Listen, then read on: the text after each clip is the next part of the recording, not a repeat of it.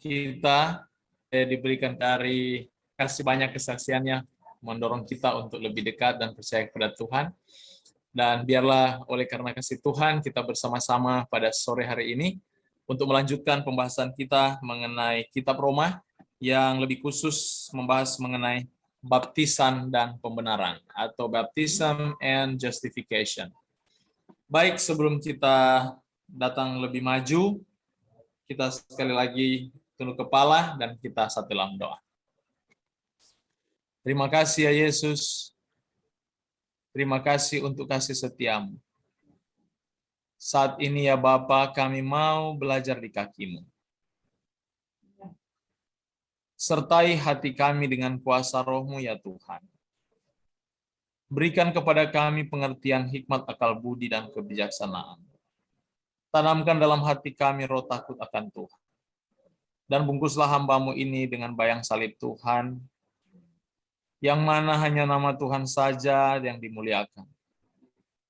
Dan biarlah berkat sore hari ini menjadi bagian kami dalam hidup kami, untuk lebih percaya kepadamu dan lebih dekat dengan. Di dalam nama Yesus kami berdoa dan mengucap syukur. Amin. Amin. Baik,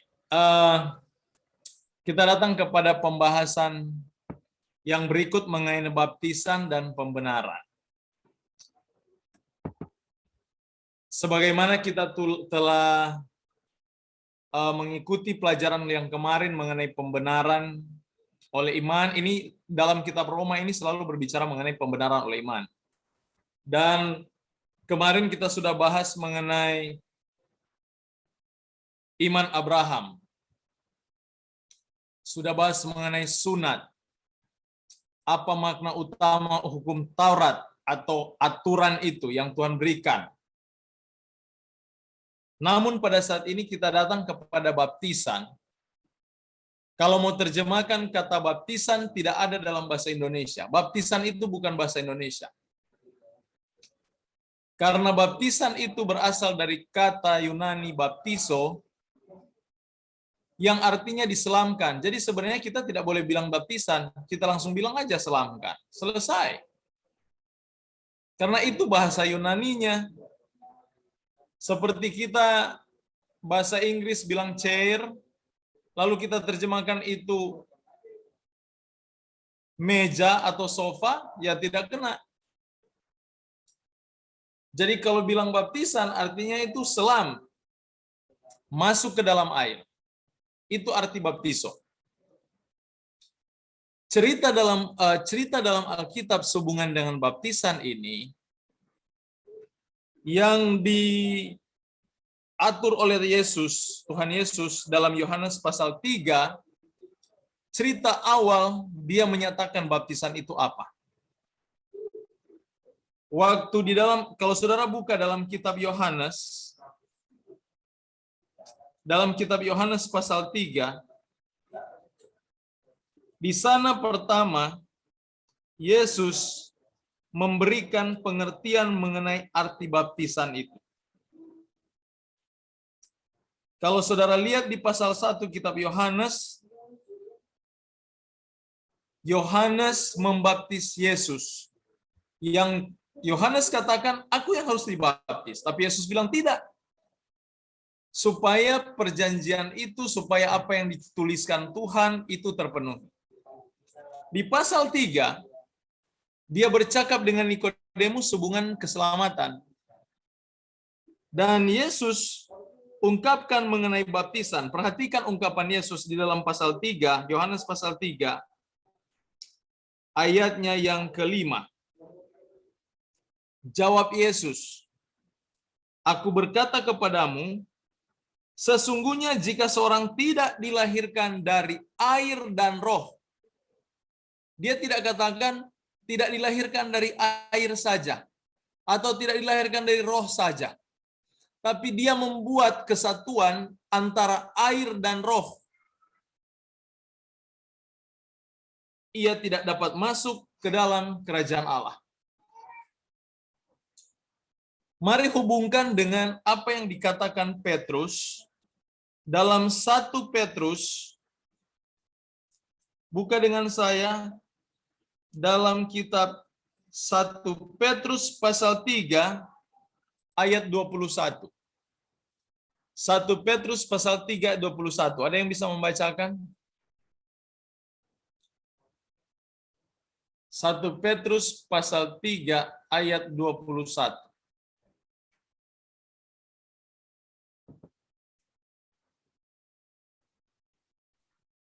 Saya baca nih, Pak. Ya, silakan. 1 Petrus 3 ayat 21. Juga kamu sekarang diselamatkan oleh kiasannya, yaitu baptisan.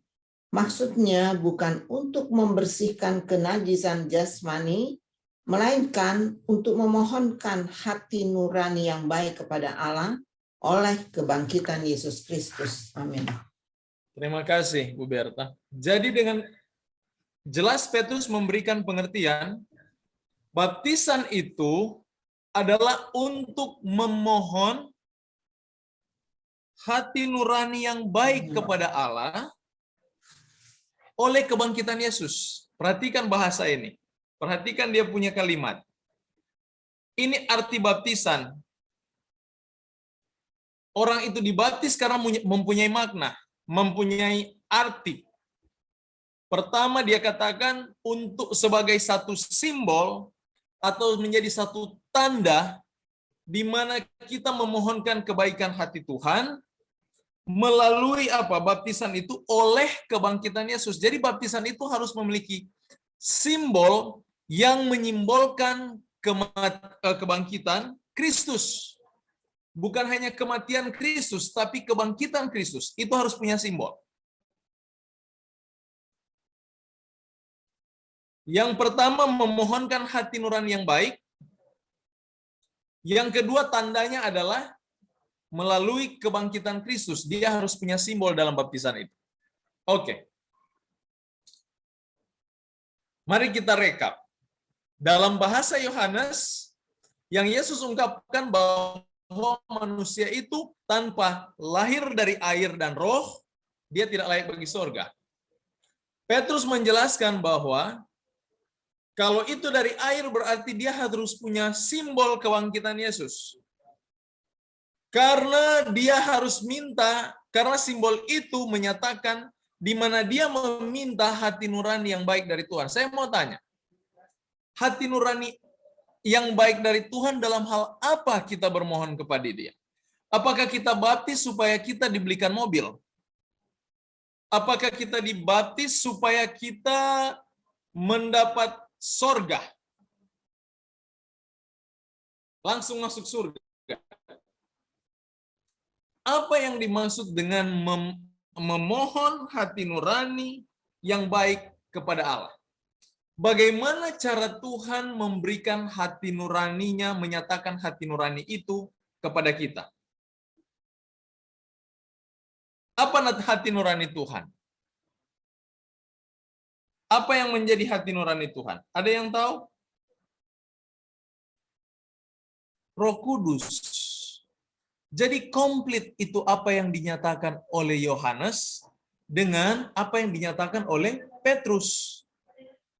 Kalau kita lihat di dalam kitab Roma, dia katakan kita ini tidak tahu berdoa. Iya kan? Tapi Roh, coba buka di dalam kitab Roma pasal 8.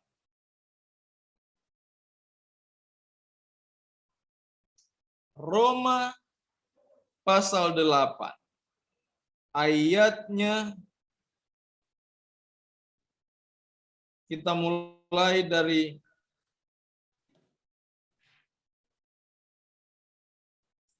Roma pasal 8 ayat 9. Roma pasal 8 ayat 9 dulu, baru di ayat yang ke-14. Roma pasal 8 ayat 9. Coba tolong buka Roma pasal 8 ayat 9. Saya baca ya, Pak. Iya, silakan, Bu. Roma pasal 8 ayat 9. Tetapi kamu tidak hidup dalam daging, melainkan dalam roh. Jika memang roh Allah diam di dalam kamu, jika memang roh Allah diam di dalam kamu. Tetapi jika orang tidak memiliki roh Kristus, ia bukan milik Kristus. Ayat 14. Ayat 14, semua orang yang dipimpin roh Allah adalah anak Allah. Jadi lihat di sini. Fungsi Roh Kudus, dia mewakili Kristus untuk memimpin kita. Di dalam Yohanes pasal 1 ayat 12, dia katakan bahwa semua orang yang menerima Yesus diberinya kuasa supaya menjadi anak Allah. Di dalam Yohanes pasal 16, dia katakan, Yohanes pasal 16, ayatnya yang ke Yohanes 16 ayatnya yang ke-12 dan 13. Ayat 13 lebih diketankan. Tetapi apabila ia datang yaitu roh kebenaran, ia akan memimpin kamu ke seluruh kebenaran. Jadi, dari ayat-ayat ini kita dapati bahwa hati nurani yang akan kita peroleh dari Allah adalah Roh Kudus. Itu hati nurani Tuhan. Karena roh yang mengenal hati Tuhan, roh yang sama mengenal hati manusia. Makanya janji orang yang dibaptis, yang menerima baptisan, yang menerima tanda kebangkitan Yesus, mereka juga di dalam waktu yang sama akan menerima Roh Kudus. Ketika mereka percaya terhadap tanda kebangkitan Yesus itu baptisan. Itu yang disebut baptisan. Jadi baptisan itu tidak boleh kita kesampingkan dengan cara kita berpikir, oh boleh kita buat baptisan dengan cara apapun. Tidak. Dia itu sudah punya format. Format itu ditentukan Tuhan secara langsung. Dan pada sore hari ini kita akan lihat lebih dalam pengertian Paulus sehubungan dengan baptisan ini. Yang ada hubungan erat dengan pekerjaan penyelamatan dalam hidup kita. Yang kita kenal dengan pembenaran oleh iman. Dengan oleh itu kita memiliki dasar untuk menyatakan kita adalah milik Yesus. Nah, mari kita bersama-sama buka dari kitab Roma pasal 6. Ini adalah sambungan dari Roma pasal 5 yang ayatnya yang ke-20 dan 21. Roma pasal 5, 20-21 dia katakan begini, tapi hukum Taurat ditambahkan supaya pelanggaran menjadi semakin banyak. Dan di mana dosa bertambah banyak, di sana kasih karunia yang berlimpah-limpah. Supaya sama seperti dosa berkuasa dalam alam maut, demikian kasih karunia akan berkuasa oleh kebenaran untuk hidup yang kekal oleh Yesus Kristus Tuhan kita. Dan pertanyaan ini muncul, jika demikian, kalau memang katanya kasih karunia lebih besar daripada dosa, kalau begitu, apa yang hendak kita katakan? Bolehkah kita bertekun dalam dosa supaya semakin besar bertambah kasih karunia itu?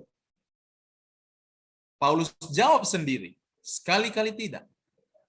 Bukankah kita telah mati bagi dosa? Mengapa? Perhatikan penjelasan ayat ini dalam satu konteks ini. Bagaimana kita masih dapat hidup dalamnya? Atau tidak tahukah kamu bahwa kita semua telah dibaptis dalam Kristus, telah dibaptis dalam kematiannya? Jadi waktu kita dibaptis, kita masuk ke dalam satu simbol mati bersama Yesus. Petrus, dia genapkan apa pembahasan Paulus. Dia katakan, bukan hanya mati, tapi kita dibangkitkan dalam Kristus. Makanya untuk menggambarkan simbol ini, dia harus masuk ke dalam air, melambangkan masuk ke dalam kubur, dan dibangkitkan, dia berdiri kembali keluar dari air menjadi simbol terhadap kematian dan kebangkitan akan Kristus. Dengan secara simbolik, dia sementara menyatakan bahwa aku menerima persatuan ilahi di dalam hal mati dan bangkit. Aku menerima persatuan ilahi dalam hal penyelamatan yang dilakukan oleh Tuhan kita. Secara simbol itu kita sudah nyatakan pernyataan pengakuan kita terhadap juru selamat itu. Pekerjaan penyelamatan yang Tuhan berikan kepada saudara dan saya. Itu secara simbol. Makanya simbol yang sudah diformat demikian, kita tidak boleh rubah dengan cara apapun. Sehingga ada orang-orang tertentu, sekte-sekte tertentu menyatakan bahwa baptis yang benar harus pakai bendera, atau disiram dengan air, atau di apapun itu. Tetapi semua simbol ini tidak akan pernah diterima karena format atas baptisan itu sudah dinyatakan bahwa itu adalah simbol di mana orang itu harus masuk ke dalam air dan keluar lagi sebagai pernyataan secara langsung, secara tidak langsung, bahwa dia telah menerima kematian dan kebangkitan Yesus. Dan perhatikan ketika dia menerima ini, Paulus menjelaskan lebih lanjut. Sekali-kali tidak, bukankah kita telah mati bagi dosa? Jadi ketika kita menerima baptisan, kita harus sadari, kita harus tahu bahwa kita sudah mati bagi dosa. Melalui simbol itu kita mati bagi dosa. Jadi contoh, seperti saudara lihat orang mati, kalau saudara kasih minum susu, dia diam atau dia buka mulut? Orang mati. Waktu saudara kasih kue, dia diam atau dia buka mulut? Diam. Demikian gambaran orang yang mati bagi dosa. Walaupun pencuri menggoda dia untuk pencuri, walaupun suasana yang bisa membangkitkan rasa pencurinya, membangkitkan untuk dia mencuri, dia sudah mati terhadap dosa mencuri itu. Artinya dia tidak berbuat dosa, tidak mau lagi buat dosa itu. Dia sudah hilang rasa. Walaupun ada orang yang coba untuk menggoda dia untuk berzina, dalam bentuk apapun orang itu menggoda, dia sudah mati terhadap hal itu. Tidak ada rasanya lagi. Saudara lihat,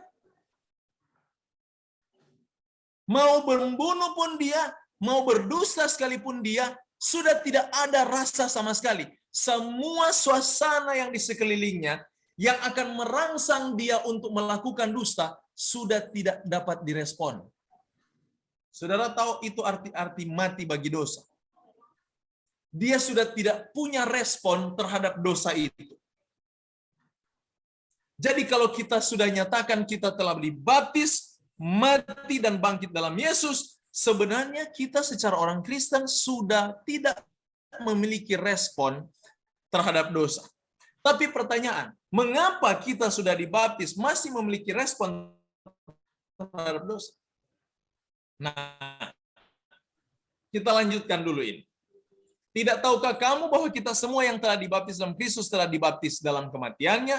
Dengan demikian, kita telah dikuburkan bersama-sama dengan Dia oleh baptisan dalam kematian, supaya sama seperti Kristus telah dibangkitkan dari antara orang mati oleh kemuliaan Bapa, demikian juga kita akan hidup dalam hidup yang baru. Kita dalam simbol baptisan sudah mati bersama-sama dengan Yesus. Dengan kata lain, walaupun saudara, banyak orang menceritakan kejelekanmu, mungkin mereka berlaku tidak adil, tetapi itu sudah tidak mempengaruhi hidupmu. Dosa itu sudah tidak ada tempat untuk merangsang kepribadianmu untuk melakukan hal itu. Itu kuasa yang diberikan Tuhan melalui Roh-Nya.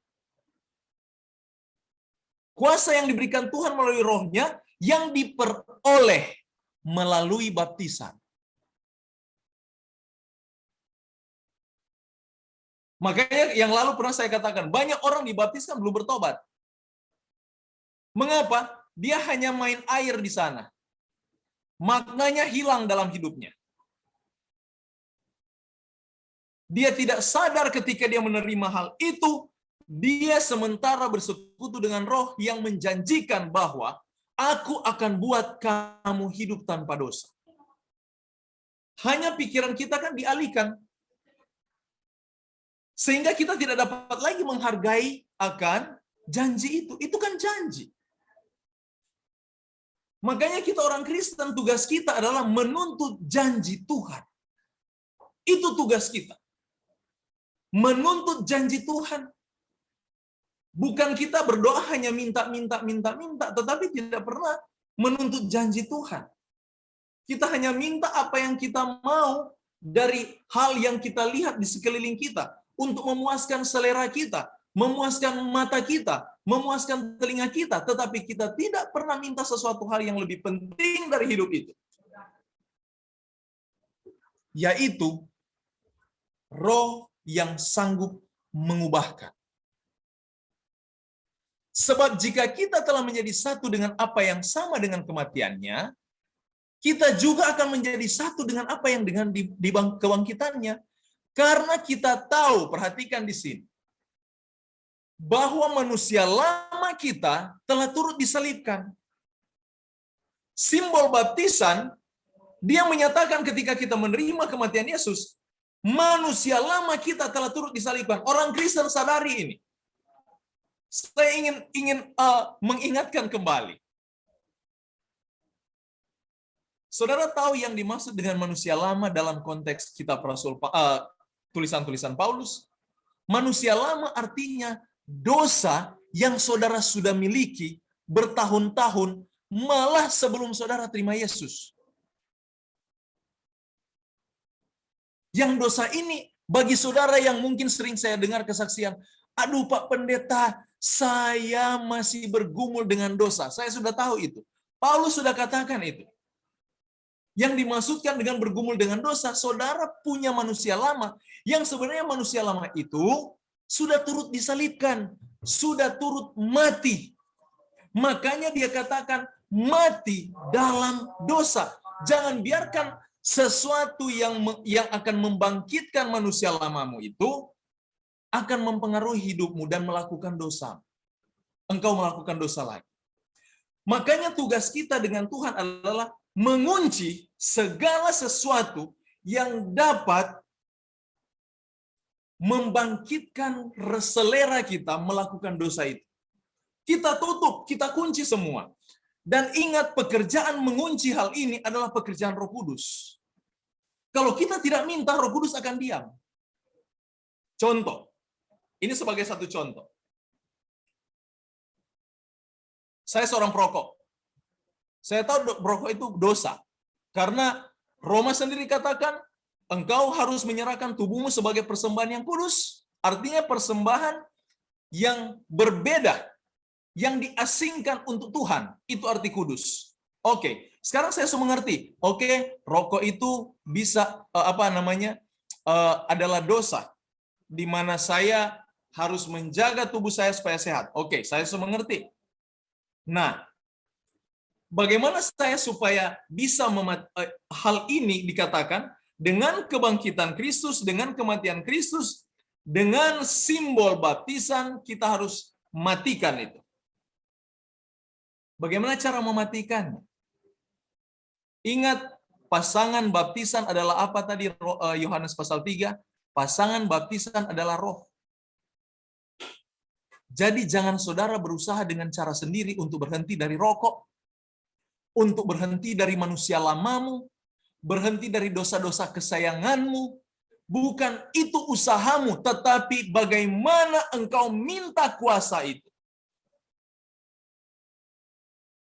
Minta Roh Kudus untuk menolong engkau. Sehingga apa yang dia lakukan, saya bersaksi sedikit. Saya dulu perokok berat. Saya seorang perokok berat. Dan saya setiap kali ingin ini meninggalkan rokok, saya sampai tawar-tawaran dengan Tuhan. Tuhan, terakhir ya, 1 batang ini aja. Tetapi setiap hari terakhir nggak pernah berhenti. Itu manusia lama saya yang saya harus tinggalkan.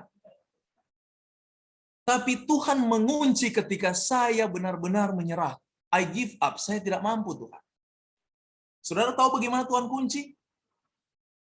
Dia tidak pertemukan saya lagi dengan teman-teman saya yang perokok.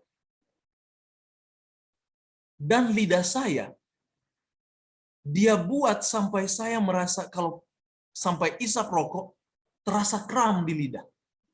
Semua bentuk tes, rasa pengecap saya, ruang lingkup saya seperti dijaga. Dan saya tidak punya kesempatan untuk bertemu dengan teman-teman saya lagi. Ada aja yang Tuhan buat. Saya tidak dapat menceritakannya satu persatu, tetapi ketika saya berhenti, saya memahami bagaimana pekerjaan Tuhan itu. Dia mengunci segala sesuatu yang akan membangkitkan kita berbuat dosa. Mungkin kalau kita juga, dosa kita kesayangan suka menjelekkan orang lain. Tuhan tidak akan pernah pertemukan kita kalau kita betul-betul menyerah. Dia tidak akan pertemukan kita dengan orang yang suka menjelekkan orang. Orang yang suka menjelekkan orang, Tuhan akan jauhkan dari saudara, supaya saudara tidak berdosa, mengikuti cara dia.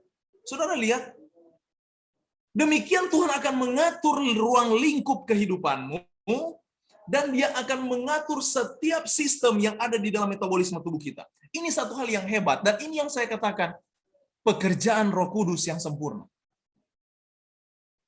Karena dia bekerja untuk membantu kita menjadi manusia yang benar-benar mati di dalam dosa. Mati. Tidak ada lagi perasaan saya mau buat dosa. Tidak ada. Makanya kita harus serahkan dengan sungguh. Manusia lama itu sudah turut disalibkan supaya tubuh dosa kita hilang kuasanya, agar jangan kita menghambakan diri lagi kepada dosa. Saudara lihat itu kuasa. Ini kuasa yang Tuhan berikan melalui penerimaan baptisan. Makanya orang Kristen harus dibaptis. Kalau dia mau menerima Tuhan, dan ingat baptisan itu diterima karena dia ketika dia belajar kebenaran, dia belajar satu kebenaran. Secara manusia dia tidak mampu melakukan kebenaran itu. Makanya Tuhan memberikan satu pasangan yang lain, satu penolong yang lain, Roh Kudus. Jadi ketika saya menerima baptisan, saya tahu baptisan yang saya terima dari gereja ini mengajarkan hal yang benar, dan saya mau menerima kebenaran itu. Namun Tuhan, saya lemah, saya tidak dapat lakukan ini kebenaran. Kalau begitu, harus ada seorang penolong. Yesus kan juru selamat, manifestasi Yesus melalui Roh Kudus, dia berikan Roh Kudus dalam hati, untuk menjaga kekudusan kita. Dan dia akan jaga ruang lingkup kita. Saudara, ini hebat. Ini pekerjaan yang bukan pekerjaan saudara. Makanya di dalam tulisan penulis yang sama dalam Efesus 2:8 dia katakan, keselamatan itu bukan hasil usahamu, tapi usaha Tuhan atas engkau. Saudara berusaha melepaskan dosa, mana bisa? Saudara itu pendosa sama dengan saya. Makanya Tuhan untuk menyelamatkan kita, yang Tuhan mau, yang dia butuh, yang dia tunggu hanya satu. Serahkan sepenuhnya kepada kehendaknya. Jangan dulu berpikir bagaimana meninggalkan dosa. Selama kita berusaha meninggalkan dosa, yang ada semakin buruk. Sebab siapa yang telah mati, ia telah bebas dari dosa. Perhatikan ini. Kalau dia sudah mati, ia bebas dari dosa. Ya benarlah. Kalau dia sudah mati dengan dosa itu, artinya dia sudah tidak ada rasa dosa. Maksudnya dosa itu mau masuk ke dia, dia sudah hilang rasa. Tidak ada lagi rasa ingin membunuh, tidak ada lagi rasa untuk menjelekkan orang, tidak ada lagi rasa untuk mencuri, tidak ada rasa sama sekali. Saudara mungkin di sini paling banyak di sini saya tahu dosa yang saudara memang betul-betul tidak ada rasa, dosa mencuri. Betul? Betul? Kalau saudara saya panggil, ayo kita mencuri yuk, rampok bank. Ada yang mau? Mungkin saudara sudah tidak ada rasa lagi, sense-nya sudah tidak ada. Malah kalau James saya panggil saudara mencuri, saudara akan pikirin orang gila kali. Ini James ini udah ada anehnya nih. Masa panggil saya seperti itu? Iya kan? Karena kenapa? Kita sudah tidak punya rasa dengan itu. Demikian pekerjaan Roh melalui baptisan yang kita terima. Nah, sekarang kematiannya adalah kematian terhadap dosa. Satu kali untuk selama-lamanya. Perhatikan rumus yang Tuhan Yesus gunakan. Dia mati, makanya Yesus, dia jadi manusia. Bukan dia tidak bisa buat dosa, dia bisa buat dosa. Tetapi perhatikan bahasanya, dia sudah matikan dosa itu, sudah tidak ada rasa dia dengan dosa. Bagaimana dia hidup? hidupnya hanya bagi Allah. Dan dia lanjut di sana untuk kita orang Kristen. Demikianlah hendaknya kamu memandangnya. Bahwa kamu telah mati bagi dosa, sama dengan Yesus, mati dari dosa. Tapi kamu hidup bagi Allah dalam Kristus. Saudara, yang saya cintai, yang saya tahu, Yesus sangat mencintai kita semua.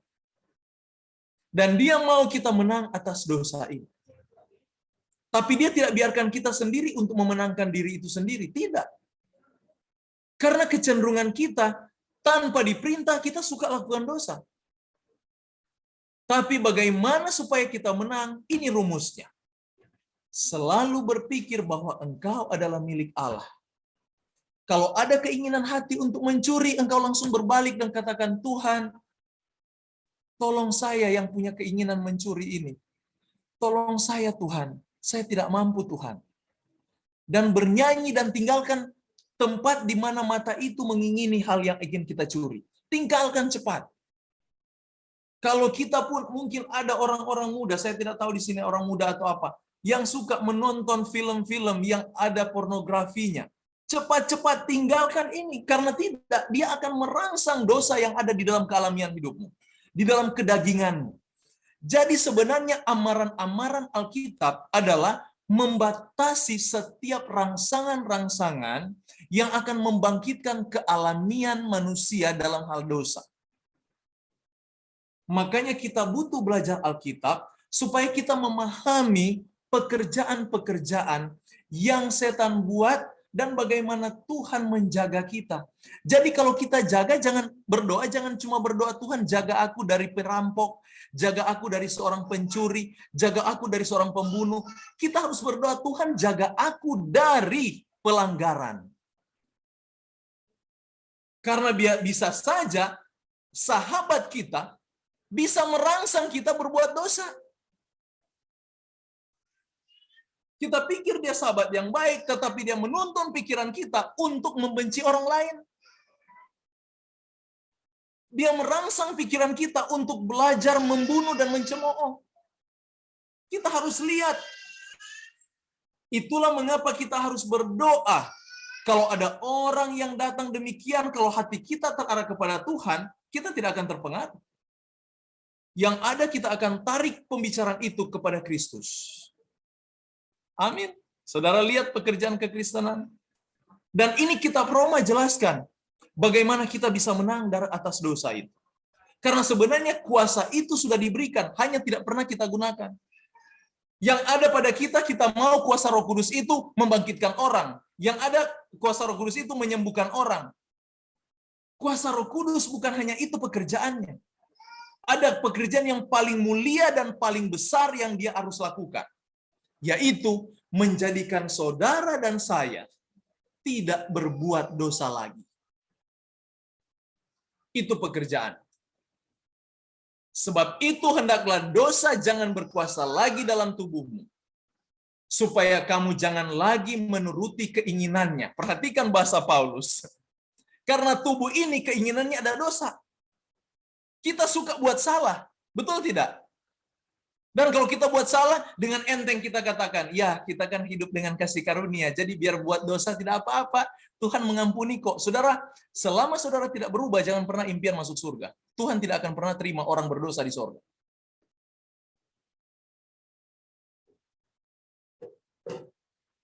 Dengan kata lain, Tuhan mau kita ke surga tanpa cacat celah. Dan pekerjaan Tuhan bukan kurang cukup untuk melakukannya dalam diri kita.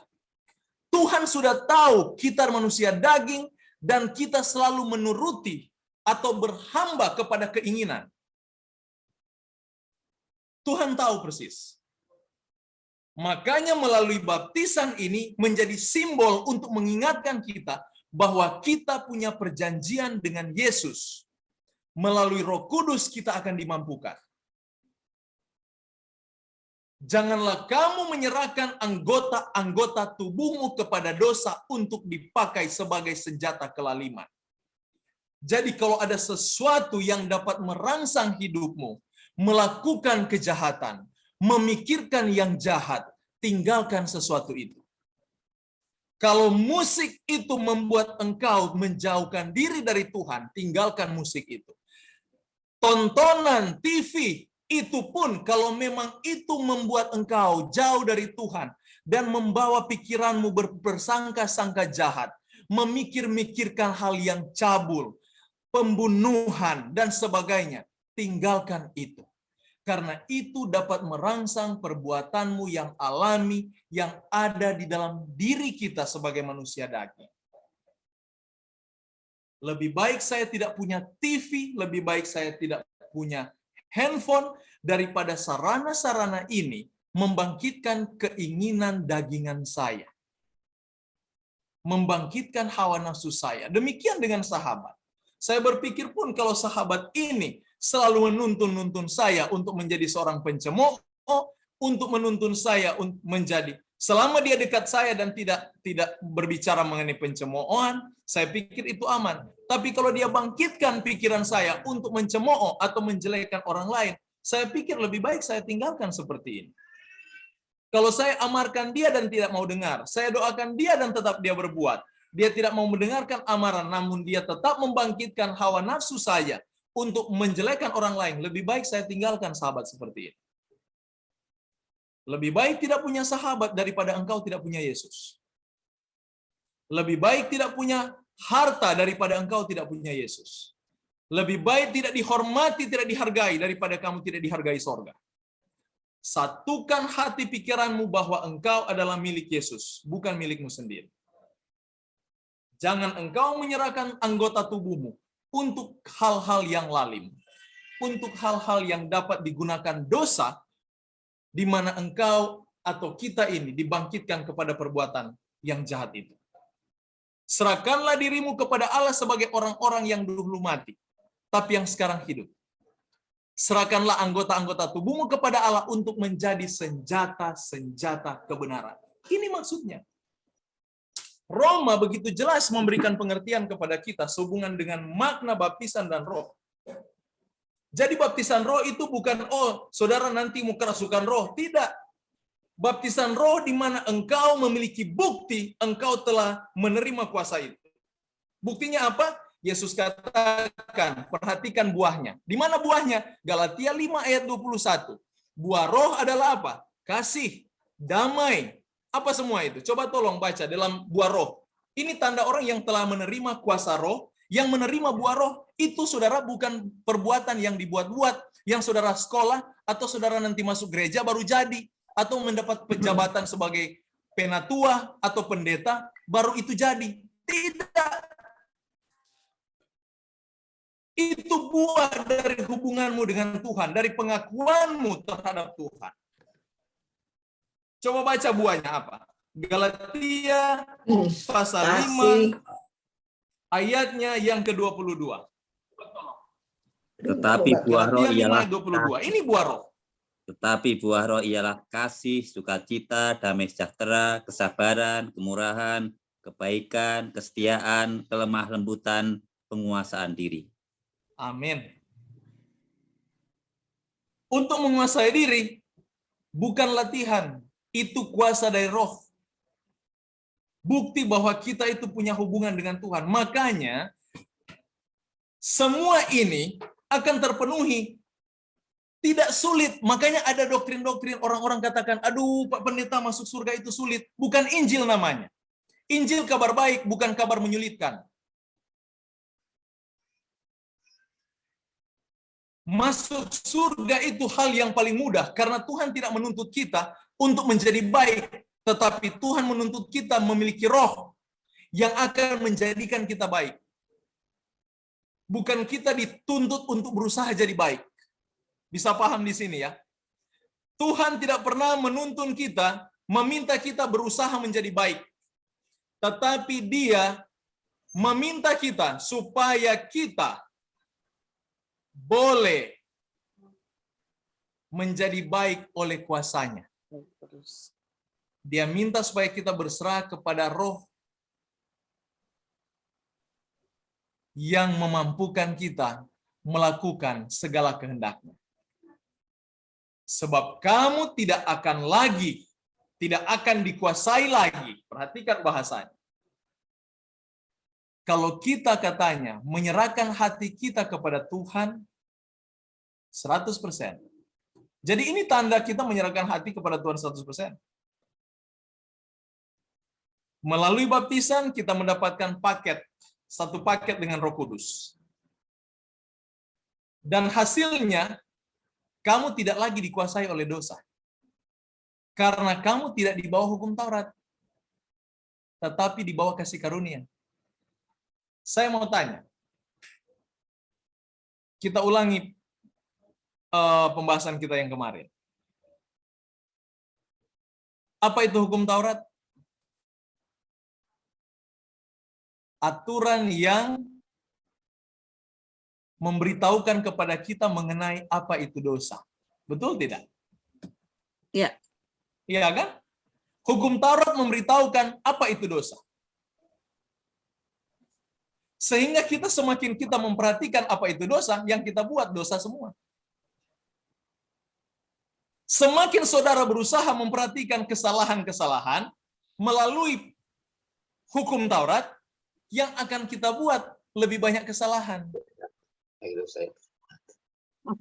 Makanya dia katakan kita harus sadar, kita bukan lagi di bawah kuasa hukum itu. Jadi kalau kita tidak di bawah kuasa hukum itu, nggak usah perhatikan hukum itu. Tapi kita di bawah kasih karunia katanya. Dengan kata lain, kasih karunia, apa arti kasih karunia? Sesuatu yang diberikan dengan cuma-cuma. Saya mau tanya, Roh Kudus kasih karunia atau bukan? Kasih karunia. Ini yang dimaksud dengan kasih karunia itu, yaitu Roh Kudus itu. Kita hidup dengan kasih karunia. Kita hidup dengan roh. Bukan lagi hidup dengan hukum.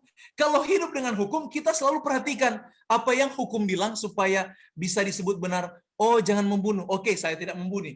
Oh, jangan mencuri. Oh, oke, saya tidak. Semakin kita berusaha meninggalkan supaya tidak membunuh, tidak mencuri, yang ada kita akan tuai kesusahan. Tubuh ini akan bergumul dengan geram. Sehingga lihat ada orang, kalau dia sudah dapat hidupkan itu hukum, yang ada dengan wajahnya bukan tersenyum, tetapi marah-marah. Kamu tidak masuk gereja ya, masuk gereja kamu terlambat ya.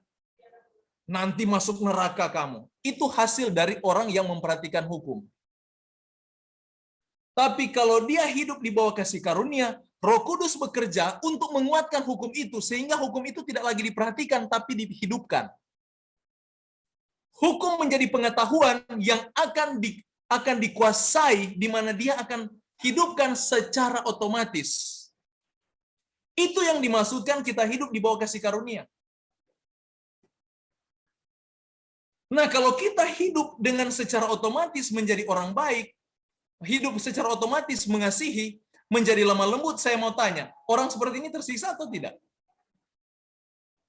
Tidak tersiksa. Hidup mereka sudah begitu. Jadi mereka senyum terus tiap hari. Akan nyaman hidup mereka. Kenapa? Betul. Karena apa yang dituntut hukum Taurat bukan lagi apa yang dia lihat, apa yang dia perhatikan, tetapi apa yang sudah dia hidupkan. Oleh apa? Oleh kuasa Roh Kudus di dalam hidupnya. Amin. Jadi paham di sini. Jangan kita katakan, oh kita sudah di bawah hukum kasih karunia, tidak lagi hukum Taurat. Jadi lupakan aja hukum Taurat. Kalau begitu jadi pesinan nanti saudara dalam kasih karunia. Apa benar demikian? Kalau begitu jadi pembunuh dan kita hidup dalam kasih karunia. Adakah orang di bawah tuntunan Roh Kudus menjadi seorang pembunuh? Menjadi seorang pesina? Tidak. Dengan Roh Kudus dia menghidupkan hal-hal yang benar. Ini yang dimaksud dengan hidup di bawah kasih karunia. Jadi bagaimana? Apakah kita akan berbuat dosa karena kita tidak berada di bawah hukum Taurat, tapi di bawah kasih karunia? Sekali-kali tidak. Ini Rasul Paulus jawab. Apakah kamu tidak tahu bahwa apabila kamu menyerahkan dirimu kepada seorang sebagai hamba untuk mentaatinya, kamu adalah hamba orang itu yang harus kamu taati. baik dosa yang memimpin kamu kepada kematian maupun dalam ketaatan yang memimpin kamu dalam kebenaran. Jadi kepada siapa kita akan menaklukkan diri? Kepada Yesus atau kepada aturan? Saya mau tanya di sini. Yesus. Yesus. Kepada Yesus. Sekarang di mana posisi aturan? Posisi aturan adalah buah pengetahuan yang dihidupkan di dalam roh. Tapi kalau kita lihat aturan lebih dahulu, Yesus disampingkan, kita bergumul dengan aturan itu, makanya bukan sedikit orang Kristen bilang, pendeta kita bergumul dengan dosa. Ya iyalah, kamu perhatikan aturan itu, bukan perhatikan Yesus. Yesus. Yesus kamu lupakan, kamu lebih perhatikan doktrin kamu. Yang adalah Tuhan atas doktrin itu. Masih kamu lebih mencintai gerejamu daripada Yesusmu. Ini kan satu hal yang aneh di dalam dunia kekristenan. Dan kita orang Kristen tidak diajarkan demikian. Kitab Roma menjelaskan itu secara perinci. Jadi kamu telah dimerdekakan dari dosa dan menjadi hamba kebenaran. Perhatikan ini. Hamba kebenaran, bukan lagi hamba Taurat. Hamba hukum. Artinya, hukum adalah kebenaran, tetapi kebenaran itu sudah dihidupkan, bukan lagi hamba terhadap aturan itu, tetapi menjadi hamba dalam hidup yang benar. Ini agak filsafat dia punya cara berpikir ya, tetapi saya harap kita semua paham di sini. Semakin saudara berusaha untuk meninggalkan dosa, semakin susah hidupmu. Itu yang dikatakan kitab, itu katakan Paulus kan? Apa Paulus ungkapkan? Ungkapan Paulus sehubungan dengan hukum Taurat, perbuatan yang kita bahas yang lalu. Dalam kitab Roma.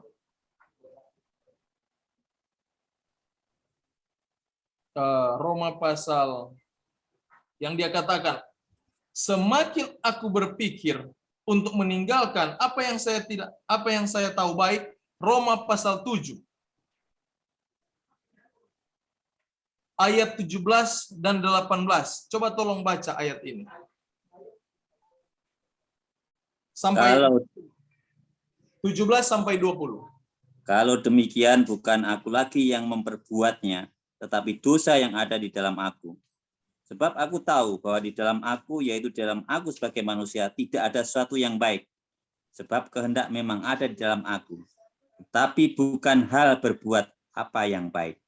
Sebab bukan apa yang aku kehendaki, yaitu yang baik, yang aku perbuat, melainkan apa yang tidak aku kehendaki, yaitu yang jahat, yang aku perbuat. Jadi, jika aku berbuat apa yang tidak aku kehendaki, maka bukan lagi aku yang memperbuatnya, tetapi dosa yang diam di dalam aku. Kita lihat itu. Paulus saja bergumul dalam hal itu. Terima kasih Bapak Dana. Paulus saja bergumul dalam hal itu. Dalam hal berjuang dengan hukum. Berjuang dengan dosa. Tetapi kesimpulan ini yang dia dapatkan. Bukan aku lagi yang hidup. Tapi Yesus yang hidup dalam aku. Dia seorang ahli Taurat yang sangat memperhatikan hukum. Paulus ini. Tetapi dia merasa itu semua perbuatan itu seperti sampah katanya. Dalam kitab Galatia. Sia-sia semuanya itu. Karena ini yang kudapati. Bukan aku lagi yang hidup, tapi Yesus yang hidup dalam aku. Oleh Yesus hidup dalam aku menjadi seorang penurut. Aku melakukan kehendak Tuhan, tidak mencuri, tidak membunuh, tidak berzina, tidak bersaksi dusta. Semua itu dapat kulakukan oleh karena Yesus di dalam aku. Jadi saat ini kita bukan lagi menjadi hamba hukum, hamba dosa, tapi kita menjadi hamba kebenaran. Jadi bagaimana? Apakah kita akan berbuat dosa karena kita tidak berada di bawah hukum Taurat, tapi di bawah kasih karunia? Sekali-kali tidak. Tapi sekarang setelah kamu dimerdekakan dari dosa dan setelah kamu menjadi hamba Allah, kamu beroleh buah, perhatikan ini. Beroleh apa? Beroleh buah yang membawa kamu kepada pengudusan. Ini tanda orang yang sudah dimerdekakan dari dosa. Buahnya adalah buah pengudusan. Arti kudus, buah yang lain yang dipisahkan.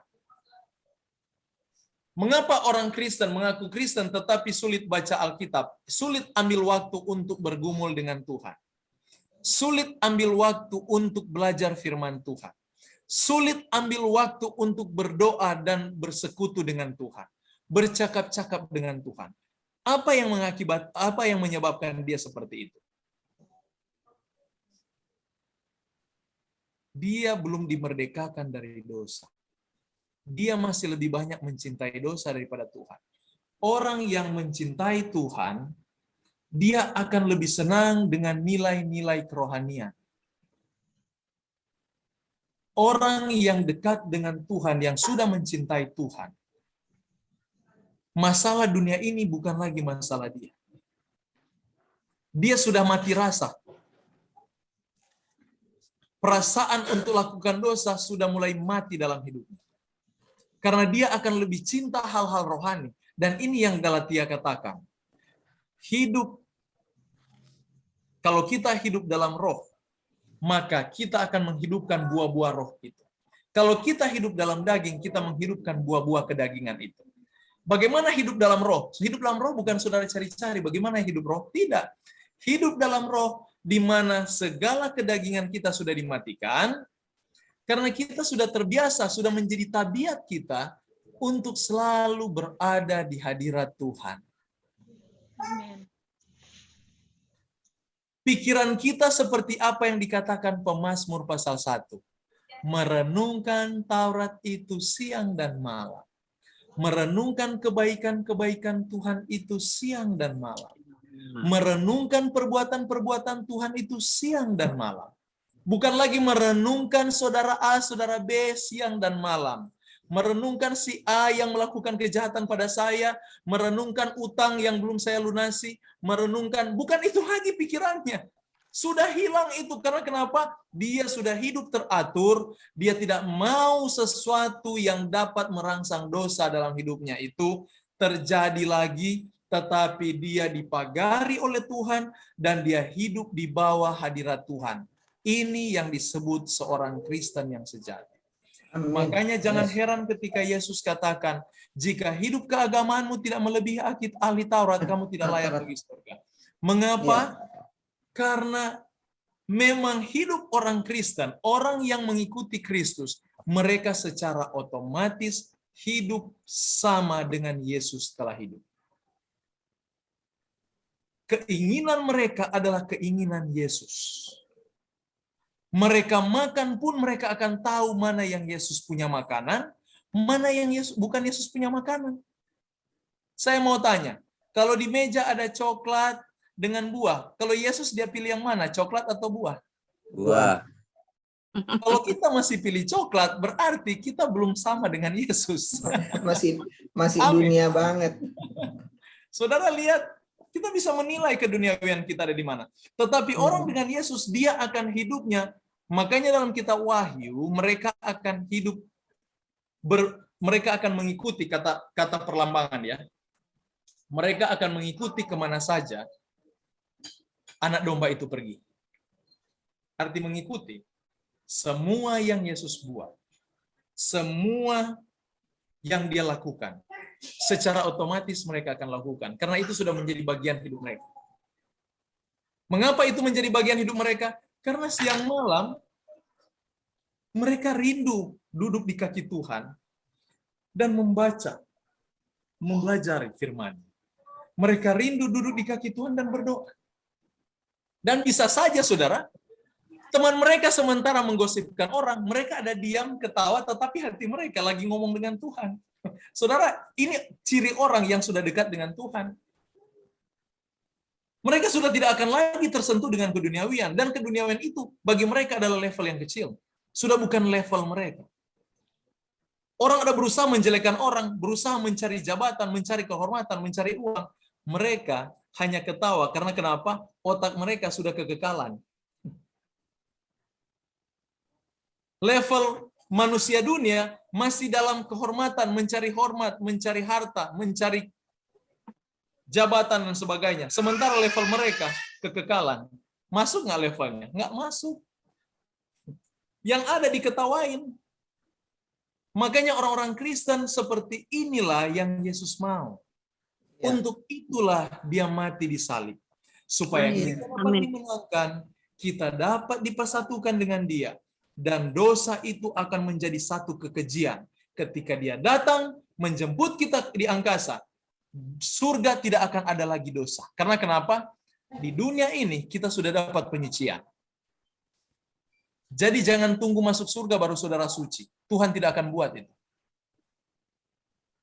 Semasa hidup saat ini, proses pertumbuhan, proses penyucian di dalam kesetaraan dengan hukum sorga, sementara dilangsungkan melalui Roh Kudus.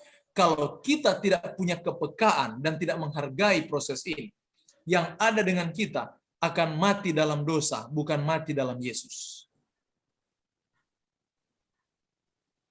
Jadi proses hidup yang kita miliki hari ini adalah proses pertumbuhan di dalam karakter Kristus, karakter sorga. Kiranya nama Tuhan dimuliakan, Tuhan memberkati kita semua. Saya kembalikan kepada host, apabila ada pertanyaan, sanggahan, atau tambahan, saya persilakan. Tuhan Yesus memberkati kita semua. Amin. Terima kasih, Pendeta.